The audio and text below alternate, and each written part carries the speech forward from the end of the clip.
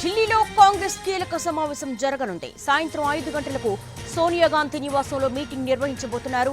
ఈ సమావేశానికి ఏఐసీసీ అధ్యక్షుడు మల్లికార్జున ఖర్గే, రాహుల్ గాంధీ హాజరవుతారు. లోక్సభ ఎన్నికల్లో రాహుల్ గాంధీ 2 చోట్ల గెలిచారు. వయనాడ్, రాయ్బరేలీ నుంచి విజయం సాధించారు. అయితే 2 స్థానాల్లో ఒక సీటును వదులుకోవాల్సి ఉంది. ఈ విషయంపై ఈ సమావేశంలో చర్చించబోతున్నారు.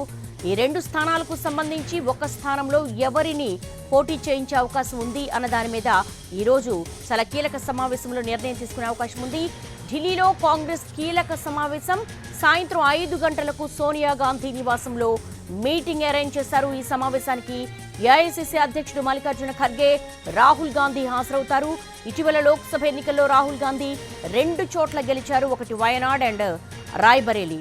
ఈ 2 చోట్లలో ఒక స్థానాన్ని మాత్రమే ఆయన ఉండాలి, 2వ స్థానాన్ని వదులుకోవాల్సి ఉంటుంది. ఈ విషయంపై ఈ సమావేశంలో చర్చించబోతున్నారు. అయితే 2వ స్థానానికి సంబంధించి ఎవరిని అభ్యర్థిగా పెడతారో అనే దాని మీద ఈరోజు కీలక సమావేశం జరగబోతోంది. దీనికి సంబంధించి మోర్ డీటెయిల్స్ ఢిల్లీ నుంచి రాజుని అడిగి తెలుసుకుందాం. రాజు, కాంగ్రెస్ కీలక సమావేశం ఈరోజు సాయంత్రం 5 గంటలకు జరగబోతోంది. ఏంటి ఎజెండా?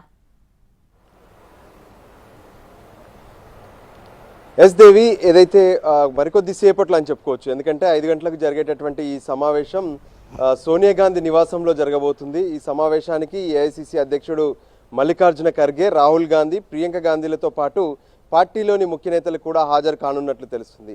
ప్రధానంగా ఏదైతే 24వ తేదీ నుంచి పార్లమెంటు సమావేశాలు ప్రారంభం కాబోతున్నాయి ప్రత్యేకంగా. సో ఈ సమావేశాల్లో ఏదైతే లోక్సభకు ప్రాతినిధ్యం వహించేటటువంటి ఎంపీలందరూ కూడా ప్రమాణ స్వీకారం చేయాల్సి ఉంటుంది. సో ప్రత్యేకంగా దేశంలో ఎక్కడ కూడా అంటే ఏ విధంగానైతే రాహుల్ గాంధీ 2 చోట్ల పోటీ చేశారు, 2 చోట్ల గెలిచారు. అటు వయనాడ్ నుంచి, మరోపక్క రాయ్బరేలీ నుంచి.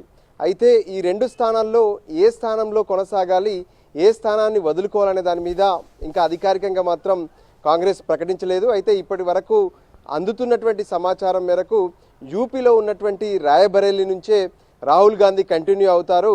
వయనాడ్ స్థానాన్ని వదులుకొని అక్కడి నుంచి మరొకరిని కాంగ్రెస్ బరిలో పెట్టబోతుంది అనేది అయితే ఇప్పటి వరకు అందుతున్నటువంటి సమాచారం. అయితే దీనిపైనే కొంత కీలక చర్చ ఇప్పుడు సోనియా గాంధీ నివాసంలో జరగబోతుంది.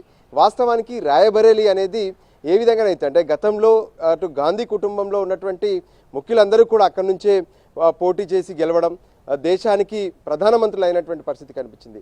ఆ తర్వాత సోనియా గాంధీ కూడా అక్కడి నుంచే తాను ప్రాతినిధ్యం వహించారు. అయితే ఈసారి తను ప్రత్యక్ష ఎన్నికల్లో పాల్గొనకుండా రాజస్థాన్ నుంచి రాజ్యసభకు ఎన్నికయ్యారు. దాంతో రాయ్బరేలీ ఖాళీ ఏర్పడింది. అక్కడి నుంచి రాహుల్ గాంధీ పోటీ చేశారు. సో దానికి అనుగుణంగానే కాంగ్రెస్ పరిస్థితులు కావచ్చు, దేశవ్యాప్తంగా ఉన్నటువంటి రాజకీయ పరిణామాలు. వాస్తవానికి ఉత్తరప్రదేశ్ అనేది చాలా కీలక రాష్ట్రంగా చూస్తారు. అంటే ఏదైతే కేంద్రంలో అధికారంలోకి రావాలంటే యూపీ అనేది హాట్ లైన్ అని చెప్తారు. ఎందుకంటే యూపీలో 80 పార్లమెంటు స్థానాలు ఉన్నాయి.